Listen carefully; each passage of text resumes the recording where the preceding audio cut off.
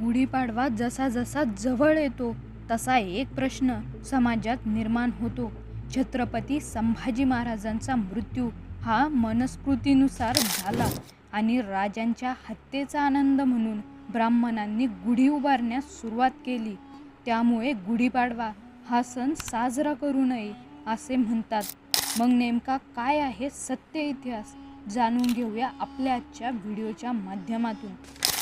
जय शिवराय. स्वागत आहे तुमचं इतिहास स्वराज्याचा इतिहास शिवशंभूराजांचा या यूट्यूब चॅनलवर.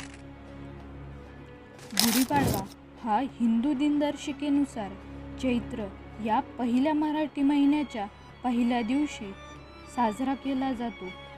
या दिवशी गुढी उभारल्या जातं म्हणून या सणाला हिंदू नववर्ष असे म्हटले जाते.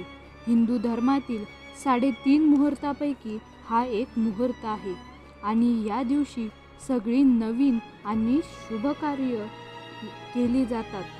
छत्रपती संभाजी महाराजांची हत्या औरंगजेबाने फाल्गुन अमावस्याला केली आणि दुसऱ्या दिवशी होता तो म्हणजे गुढीपाडवा. तो हिंदूंनी साजरा करू नये म्हणून औरंगजेबाने असे केले. गुढीपाडवा आणि संभाजी महाराज यांचा काही संबंध नाही. मुळात गुढीपाडव्याचा इतिहास हजारो वर्ष जुना आहे.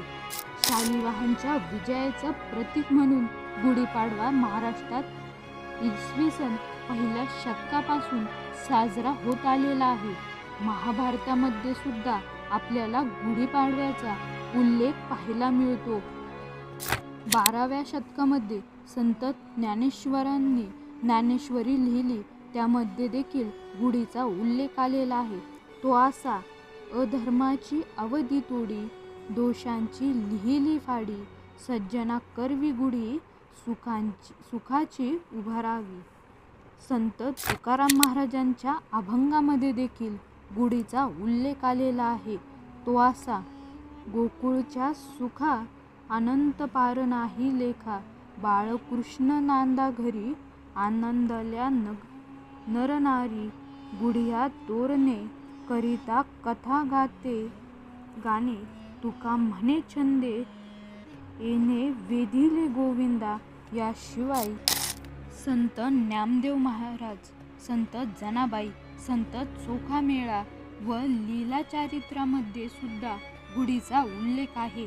हे सर्व संत छत्रपती संभाजी महाराजांच्या पूर्वी होऊन गेले.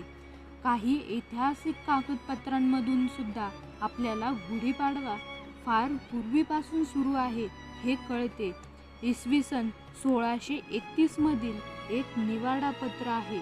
सदर गृहस्थाला निवाड्यासाठी काही पुरावे म्हणून दाखवायला सांगितले असता त्याने दिलेल्या कागदपत्रातील संबंधित मजकूर असा: शके 1552 मध्ये कार्तिक पौर्णिमा, ग्रामस्थ कसबे वाई यांनी ग्रहणकाळी कडद जोशी मजकूर यास प्रतिवर्षी पासोडी 1 व गहू व गाठियाचे पाडव्यास कुंडव 1 देऊ म्हणून पत्र लिहून दिले. यास वर्ष तगायत 148 होता. तसेच मार्गशीर्ष शुद्ध 1 विरोधी नाम संवत्सर शके 1571 म्हणजेच दिनांक 24 नोव्हेंबर 1649 रोजीचा एक महजर आहे. महजर म्हणजे न्यायाधीशाचे अंतिम लिखित मत. सदर महजरात गुढियाचा पाडवा असा स्पष्ट उल्लेख आहे. या सर्व पुराव्यावरून गुढीपाडवा हा सण 1689च्या पूर्वीपासून महाराष्ट्रात साजरा होत आलेला आहे आणि पाडव्याला गुढी उभारतात असं हे सिद्ध होते. शिवकाळात गुढीपाडवा साजरा होत नव्हता असंही सांगितले जाते.